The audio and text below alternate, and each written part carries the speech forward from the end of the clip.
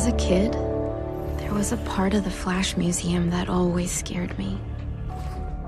I guess it's normal for children to be afraid of monsters. But this monster was different.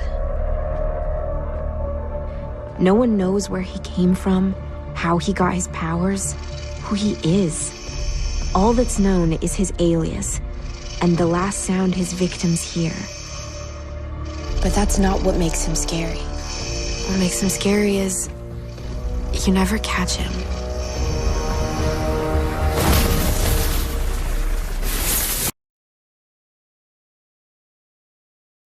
Cicada. Ever since this meta-human appeared on The Flash during the 5th season, he was taken as a joke by the majority of the DC community. The majority of fans even went so far that they began calling him Darth Vader wannabe, or Bane, because they thought his attire was stupid.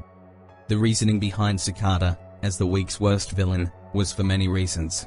And here is where you will be exposed to those perceptions. 1. Cicada's powers do not work, realistically, on the Flash. And he should have killed Team Flash.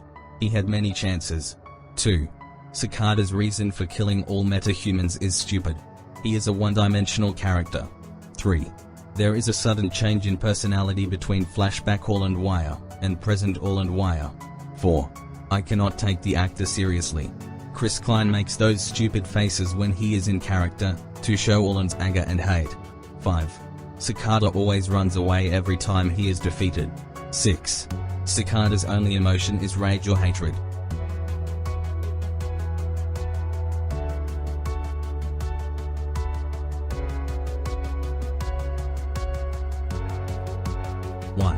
That is definitely false.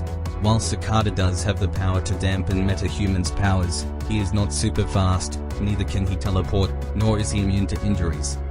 2. Cicada's racism towards metahumans is not unrealistic. Why? Because racism exists in real life too. In Cicada's case, he believes that all metahumans shall abuse their powers and commit atrocities one day or another. As a matter of fact, All and Wire might be the most multi-dimensional Flash villain. He was a miserable person, he lost his sister, his niece was put in coma by the Thinker's falling satellite. And while fans could argue that the citizens of Central City know the Flash and his team saved them, we still have Reverse Flash, Zoom, Savitar, and Thinker, and various metahumans before. Even if the Flash saved the city many times, in Allen's eyes the Flash is just someone who causes bad things and pretends to be a hero. 3. While there is a change of personality in this character, people forget that what we are currently witnessing on the 5th season is a distressed man, full of bitterness and hatred. He is a serial killer. He knows that what he does is technically wrong, but he does it for his niece. Cicada, unlike the previous Flash villains, was motivated by an external factor, and not an internal one. His pain came from someone who was hurt while the others were focused on their own egos. That is why Cicada even tells Barry that when he is done with all the metahumans, he'd kill himself too. He is not hypocritical, he doesn't view himself above those whom he kills, which further adds to his character.